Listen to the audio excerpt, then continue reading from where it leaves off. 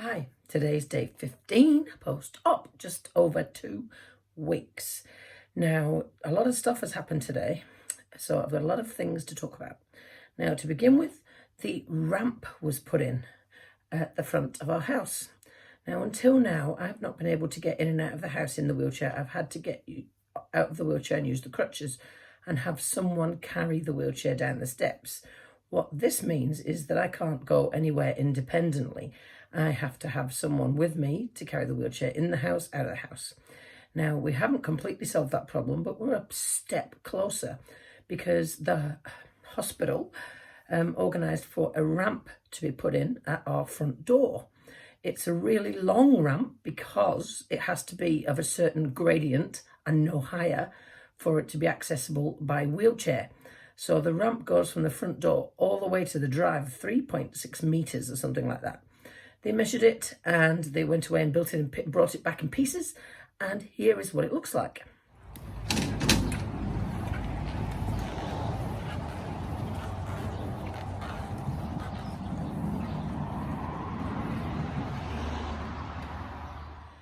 So that means that I can now get in and out of the house independently.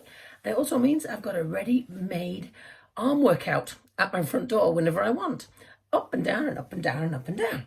Or if I'm feeling lazy, I can use the handrails and pull myself up. What else has happened today? So we've gone to Wanaka for the weekend. Now, I'm feeling pretty proud of this because in the middle of the first week, post-op, I asked it would be coming up to second, 1 week and a half after the op, I asked the surgeons in Dunedin how feasible they thought it would be for me to go to Wanaka, because we had this weekend booked before we knew that I was going to end up losing my leg, but during all the medical dramas. So when it was booked, I wasn't totally sure whether or not I'd be able to go, and we had planned for Mark to go on his own if necessary. However, I still held out hope that I would be able to go. And just over a week after the amputation, I asked them, did they think it'd be feasible for me to go? Now, at the time, I actually wondered if it was feasible myself, but I like to live in hope. And I asked the surgeons and they went, no. They didn't think it was feasible at all. They thought it was way too soon. At that point, they still hadn't allowed me to transfer surfaces by myself, even though I was able to.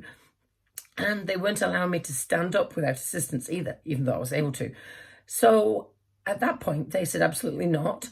And I said that it was booked and I was really looking forward to it. And why not? Because I've been in a wheelchair and so there wouldn't be too much dramas.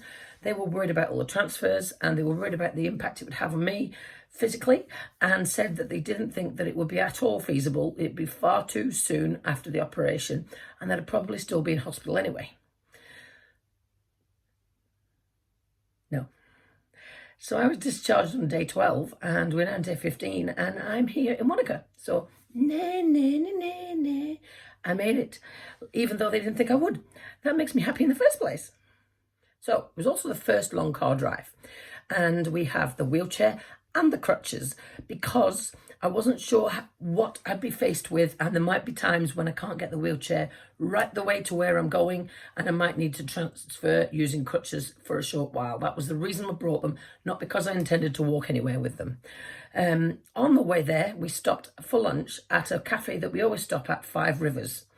And I've never really considered any of these places. All the places we've been to, nearly all of them, we've been to before, but I've never really thought about them from a disabled point of view. So this has been an interesting day. 5 Rivers Cafe was very disabled accessible. The floors inside were really smooth, easy to wheel your wheelchair around on. And all the chairs and tables were low height, normal chairs and tables, which meant I didn't feel left out or out of place. And we sat on the sofa, which was fine. The only thing I would criticise about them was that their counter that you go to pay for the meals was up here. Now, I'm sure that cafes are supposed to have a disabled level to their counters. There wasn't here on this occasion. So all of the transactions happened over the top of my head. But other than that, It was pretty good, and all the people were really helpful and opened. The double doors had to be opened. The lock side of the door had to be open for me to get the chair through, and everybody was, apart from the counter being up above my head, everything else was fine, apart from that lady in the corner. Now, I wish I'd had my t-shirt on today. I do not, but I have it in the bag, because there was a lady sitting at a table just over there that did nothing but stare at me the whole time. Now, I've seen a new t-shirt, which I'm thinking I might get tomorrow. I'll tell you what, in Wanaka, tomorrow I'm wearing that t-shirt. And woe betide you if you decide to stare at me. Actually made me feel really uncomfortable. Mark said, well, you've got to face it, you're different to everyone else now. But that doesn't make it all right to stare at me. It's not all right to stare at people just because they're different, in a chair, whatever. Just think for a second how it makes that person feel. Now, I'm pretty outgoing and I've made a joke about this whole thing, but actually I didn't like it, and it actually made me feel uncomfortable, and I actually felt like going, or something like that, but I didn't because I was feeling polite. But just have a think about that the next time you're out in town and you're looking at someone or something that's different. Please don't, because it makes the person feel horrible inside, even me. And then we arrived at the hotel. Now, I've been to this hotel before, but only on 2 feet, and I've never stayed in this hotel. Lots of challenges. Now, I will say that the hotel has been really good and hardworking at overcoming those challenges, but still, there has been challenges all the same. This is my first hotel stay away post amputation, and I am already seeing the problems that disabled people face when they are trying to go on holiday. The reception, there's steps down into the restaurant and there's steps down into the breakfast bar. There's no lift. They'll have to go and get some ramps and put the ramps over the steps. What that will mean is the slope is too steep and I won't be able to get back up the steps, I wouldn't have thought. The room itself has got a very narrow doorway. I probably will have to crutch it around this room and into the bathroom because the wheelchair only just fits through the door, and there's a giant step in through the front door, and I actually couldn't even get in myself. I had to get Mark to help me going in backwards. So although this is a ground floor and it has a beautiful view, sorry Edgewater Resort, it's really not that wheelchair friendly. So they have brought me a shower stool to put in the shower, but I had to ask for it. They've brought me a ramp, but it's a bit crappy and I don't think I'd want to step on it, that transitions the doorstep to the outside. But there's a whole host of other problems out in the main hotel that I'm not sure that I'll be able to get round. From the reception, you have to go down steps to get to anywhere else, to get to the restaurant, to get to the breakfast bar, to get to the main bar. Any of those places are down multiple flights of little sets of steps. Now, I did notice this when I went in, and the counter is up here, and I'm talking to a person up here like this. Please think about these things when you design buildings, especially new ones, because you're supposed to have a lower level on your reception desk. I know that. So, the reception, I asked, they said, oh, breakfast is over there and lunch restaurant's over there. And I said, yeah, but the steps. She said, yes, but we can probably put some ramps over the steps. But just think back to what I said before. The gradient for wheelchairs has to be a certain level of gradient and no higher. Otherwise, you're going to go flying on your face. And if you put a ramp over steps, great, it gets me down there. How in the hell am I supposed to get up again when the gradient is so steep?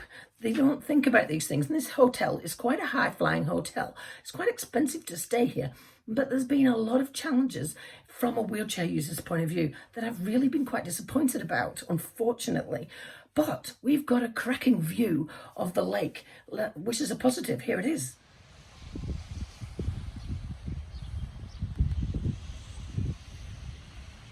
And then we went out for dinner. Now, Wanaka's in the mountains, so there isn't very many flat streets, only the waterfront.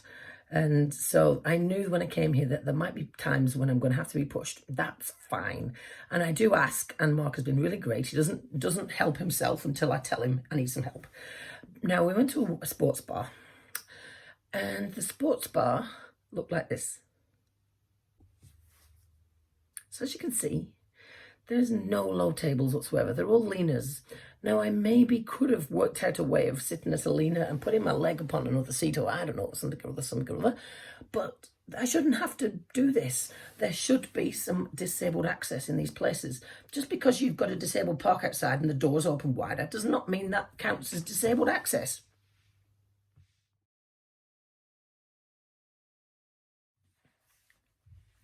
So, I really am feeling frustrated as a wheelchair user at all of the challenges that people that have been sitting in wheelchairs all their life have to face, because it's really hard.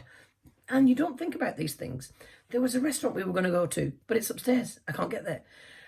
There's so many things here in New Zealand that you don't think of when it comes to disabled access.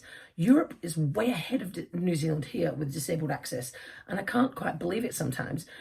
When we go out to town, I've now got to think of what buildings I can get into.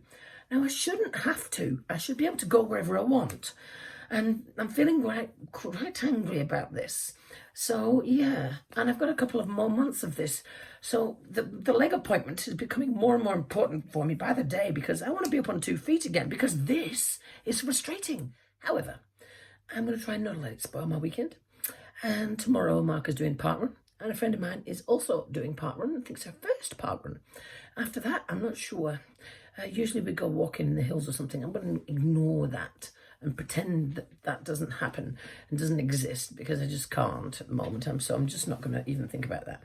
I'm just getting away and getting used to being in this position, getting used to having people looking at me in this way, even though I don't like it. It's going to happen. I need to get used to it.